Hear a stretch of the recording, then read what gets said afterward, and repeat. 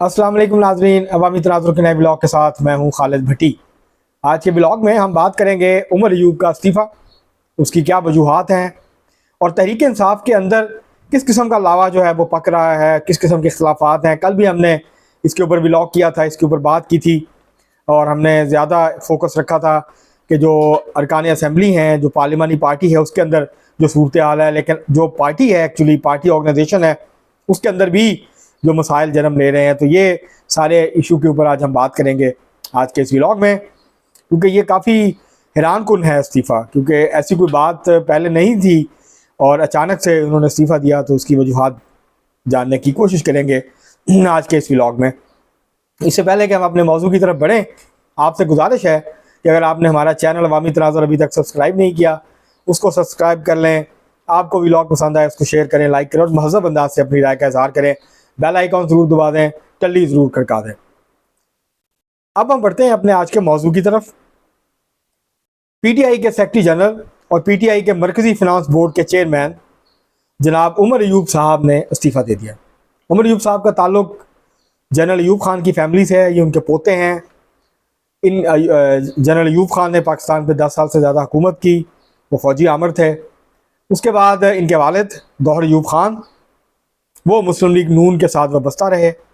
वो स्पीकर कौमी असम्बली भी रहे, फेडरल मिनिस्टर भी रहे, कई मरतबा हरीपुर की जो सीट है वहाँ से वो जीते आए। उसके बाद फिर 2002 में उमर अयूब जो हैं ये अपने वालिद की जगह पे इलेक्शन लड़ा, काफ लीग के टिकट पे जीत गए। उसके बाद ये स्टेट मिनिस्टर फॉर फिनांस बने। उसके बाद फिर ये 2013 में जो है मुस्लिम लीग नून में आ गए, उसके टिकट पे कामयाब हुए। 2018 में ये से पहले ये तहरीक इंसाफ में चले गए, इलेक्शन से चंद दिन पहले। उसके बाद से फिर अब तक ये तहरीक इंसाफ में है। तो ये उन लोगों इब्तदाई लोगों में से नहीं है जिन्होंने तहरीक इंसाफ बनाई थी, ये बाद में है। 2018 की जो लॉर्ड थी, जिनको जब उनको यकीन हो गया कि तहरीक इंसाफ हुकूमत बनाने जा रही है, इलेक्शन जीतने जा रही है, तो बहुत सारे लोग शामिल हुए, उनमें उमर अयूब भी शामिल थे। हरीपुर से ये जीत गए और 2024 का इलेक्शन भी ये वहाँ से जीते। इनको 2023 में असद उमर के इस्तीफ़े के बाद बनाया गया था सेक्रेटरी जनरल कायम मकाम। उसके बाद जो इंटरनल इलेक्शन हुए पार्टी के, पहला इलेक्शन जिसको मुस्तरद कर दिया था, उसमें भी ये सेक्रेटरी जनरल थे, मुंतखब हुए थे बिला मुकाबला। उसके बाद मामला इलेक्शन कमीशन ने जो इनका इलेक्शन था उसको कहा ये ठीक नहीं है, तो अभी इन्होंने फिर वो मामला सुप्रीम कोर्ट तक गया, जिसको बल्ले के निशान का केस भी कहते हैं। एक्चुअली वो इंट्रा पार्टी इलेक्शन था तहरीक इंसाफ का, वहाँ पर भी तहरीक इंसाफ का जो इलेक्शन था उसको नॉन इनवैलिड करार दे के उसको फारग कर दिया गया, जिसके बाद बल्ले का निशान भी छीन गया as a result of that decision. उसके बाद तहरीक इंसाफ को कहा गया, अभी तक इलेक्शन कमीशन ने तहरीक इंसाफ ने जो उसके बाद इलेक्शन करवाया था उसको भी कबूल नहीं किया। तो अभी तक जो सरकारी मोहर है वो सब्त नहीं हुई है उमर अयूब खान साहब के हवाले से कि ये वाकई ऑफिशियल सेक्रेटरी जनरल है, लेकिन बहरहाल वो सेक्रेटरी जनरल है। तो पार्टी के तंजीमी मामला वही चला रहे थे, देख रहे थे। तो अब उन्होंने इस्तीफ़ा दिया। अब कहा यह जा रहा है कि 2-3 वजूहात हैं जिसकी वजह से उमर अयूब ने ये इस्तीफ़ा देने का फैसला किया। पहली वजह तो ये है कि उनके ऊपर बहुत शदीद दबाव था और प्रेशर बढ़ रहा था कारकुनों का कि आप बड़े एहतजाज क्यों नहीं कर रहे, आप सड़कों पे मोबिलाइजेशन क्यों नहीं कर रहे, आप इमरान खान की रिहाई के लिए क्यों जो है वो बड़े इकदाम करने से गुरेजा हैं, आप क्यों। असल में जो मसला चल रहा है तहरीक इंसाफ में वो है पार्लिमानी पॉलिटिक्स और स्ट्रीट पॉलिटिक्स का। उमर अयूब साहब ज़्यादा दिलचस्पी रख रहे थे पार्लियामेंट के अंदर तकरीरें करने, लंबी लंबी तकरीरें करते थे, बुरा बुरा कहते थे। जाहिर है ये सुन के तहरीक इंसाफ के कारकुन खुश होते हैं, लेकिन तहरीक इंसाफ के वो कारकुन, वो MNAs, वो लोग MPs, तहरीक इंसाफ के वो वर्कर और सपोर्टर्स जो इमरान खान को जेल से बाहर देखना चाहते हैं, वो लंबी लंबी तकरीरों से खुश नहीं होते हैं ज़्यादा। वो ये चाहते हैं कि ऐसा भूचाल मचाया जाए, इस तरह की सूरत हाल पैदा की जाए पाकिस्तान के अंदर, इस तरह की खुलबली मच जाए कि इमरान खान साहब की जो रिहाई है वो मुमकिन हो सके और वो जेल से बाहर आ सकें और वो पार्टी की सरबराही जो है वो उसको कर सकें। अब उमर अयूब साहब जो हैं ये सड़कों के ज़रिए और बहुत ज़्यादा एहतजाज के ज़रिए ये खुद भी कन्विंस नहीं है कि इस स्ट्रेटजी के ऊपर आगे बढ़ा जाए, क्योंकि वो नहीं चाहते कि इस्टेब्लिशमेंट से बहुत ज़्यादा ताल्लुकात ख़राब किए जाएँ। इनके ऊपर इलेक्शन से पहले तहरीक इंसाफ के अंदर से ये इल्ज़ाम लगे कि इलेक्शन जीतने के लिए इन्होंने कॉम्प्रोमाइज़ किए और इनकी डील हो गई है, इनकी बातचीत हो गई है। तो जो हार्ड लाइनर्स हैं तहरीक इंसाफ के, वो मुसलसल क्रिटिसाइज़ कर रहे थे, तनकीद कर रहे थे बैरिस्टर गौहर के ऊपर भी और जो है उमर अयूब के ऊपर भी।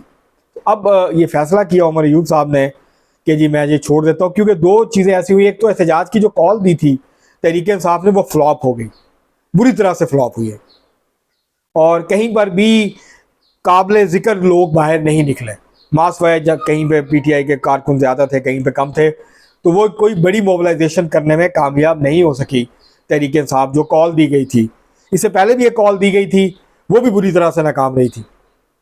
तो इसके बाद जो है वो दबाव बढ़ रहा था और तनकीद हो रही थी उमर अयूब के ऊपर कि ये किस किस्म के सेक्रेटरी जनरल हैं जो पार्टी के स्ट्रक्चर को टाइम नहीं दे रहे, ऐसे लोगों को नहीं पार्टी स्ट्रक्चर में ला रहे जो मोबिलाइजेशन कर सकें। क्योंकि अभी तक खौफ व हरास तो है, कारकुन खौफजदा हैं, बहुत सारे अभी 9 मई के केसेस फेस कर रहे हैं, बहुत सारों पे मुकदमात हैं, बहुत सारे अंडरग्राउंड हैं, रूपोश हैं, उस तरह खुल के सियासी सरगर्मियों में हिस्सा नहीं लेते। वो बेसिकली पीटीआई की अक्सरियत तो जो है वो सोशल मीडिया वॉरियर्स हैं, कीबोर्ड वॉरियर्स हैं, जो कि सोशल मीडिया पे बैठ के तहरीक इंसाफ की जंग लड़ते हैं। सड़कों पे आके जंग लड़ने का, लड़ाई लड़ने का तो उनका ना तजर्बा है, ना वो ऐसा चाहते हैं। तो उनकी बड़ी तादाद तो घरों में बैठती है, ट्विटर पे बैठते हैं, फेसबुक पे बैठते हैं, और फिर वो जो है वो तहरीक इंसाफ का मौक़िफ़ आगे बढ़ाते हैं, टॉप ट्रेंड्स बनाते हैं, सारा कुछ करते हैं। लेकिन वो सड़कों पे आके पुलिस के डंडे और मार खाने के लिए तैयार नहीं, इस गर्मी में जेल जाने के लिए तैयार नहीं है, जिसके कि इम्कानात हैं अगर वो बढ़ चढ़ के करेंगे। तो ये एक तो जो फ्लॉप हुआ एहतजाज, वो एक बड़ी वजह थी जिसकी वजह से दबाव बढ़ रहा था और तनकीद हो रही थी।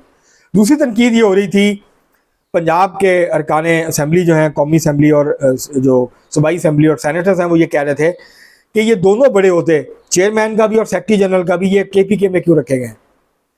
ये बाकी जगह पे पंजाब में सेक्रेटरी जनरल कम से कम पंजाब से होना चाहिए, अगर चेयरमैन जो है वो वहाँ से है। ये भी एक इशू था जिसके ऊपर बहस चल रही थी पार्टी के अंदर।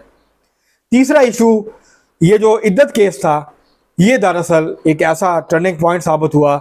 उस दिन कारकुन ये मुतालबा कर रहे थे, काफ़ी सारे कारकुन वहाँ जमा थे, सैकड़ों, चंद सौ तो थे ही, जो कि वहाँ आए थे अदालत के बाहर, अदालत में पेश होने और इमरान खान साहब की रिहाई का जश्न मनाने।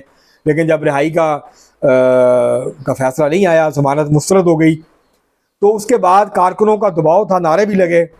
कारकुनों ने उमर अयूब साहब की गाड़ी का घेराव भी किया, उनको गाड़ी में दाखिल होने से रोका, वो उनसे जो है वो तल्ख कलामी भी कर रहे थे और धक्का पेल भी हुई। लेकिन उनके जो सिक्योरिटी के लोग थे, उनके गार्ड जो थे और कुछ और लोग, उन्होंने उनको उनकी गाड़ी में पहुंचाया और फिर वो गाड़ी में बैठ के निकल गए वहाँ से। कारकुनों में बहुत गुस्सा था कि आप एहतजाज की कॉल क्यों नहीं दे रहे, ये जो फैसला आया अदालत का, इसके खिलाफ एहतजाज की कॉल दें, जो कि नहीं दी उन्होंने।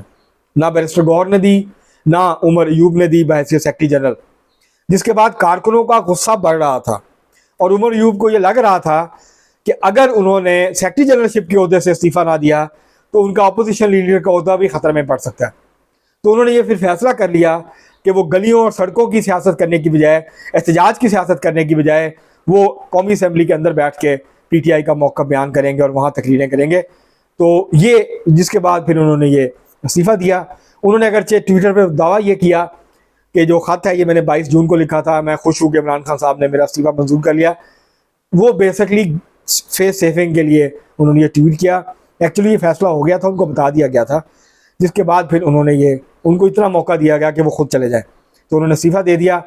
अब ख़बर यह है कि अब पीटीआई के अंदर इस हवाले से सेक्रेटरी जनरल, नए सेक्रेटरी जनरल के हवाले से आपस में मामला चल रहे हैं। पंजाब के पीटीआई के जो अरकान हैं, उनकी ख्वाहिश है कि जो सेक्रेटरी जनरल है वो पंजाब से हो, अगर चेयरमैन बैरिस्टर गौहर जो हैं वो केपी से हैं, क्योंकि शिबली फराज जो सेनेट में पार्लिमानी लीडर हैं, वो भी, उनका ताल्लुक भी खैबर पख्तूनख्वा से है। उमर अयूब जो अपोजिशन लीडर हैं, सेक्रेटरी जनरल भी थे, अब अपोजिशन लीडर हैं, उनका ताल्लुक भी खैबर पख्तूनख्वा से है। तो ये एक मामला बना हुआ है, तहरीक इंसाफ के लिए मुश्किल पेश आ रही है, किस तरह से बैलेंस किया जाए। उमर अयूब साहब ने यह भी कहा अपने ट्वीट में और ख़त में भी ये कहा कि इसके अलावा, इसके बाद मज़ीद जो तंजीमी उहदे हैं वो तब्दील होंगे और नए लोग जो है उनको लाया जाएगा। तो अब देखते हैं कि ये अखाड़ पछाड़ के नतीजे में क्या तहरीक इंसाफ जो स्ट्रीट पावर है उसको रीगेन कर पाएगी, नहीं कर पाएगी। 9 मई के बाद से जो स्ट्रीट पावर है वो बहुत कम हुई है तहरीक इंसाफ की। तंजीमें तहरीक इंसाफ का वोटर मौजूद है, उसका सपोर्टर मौजूद है, उसके वर्कर्स मौजूद हैं, लेकिन जो स्ट्रीट पावर है वो बहुत हद तक कम हो गई है।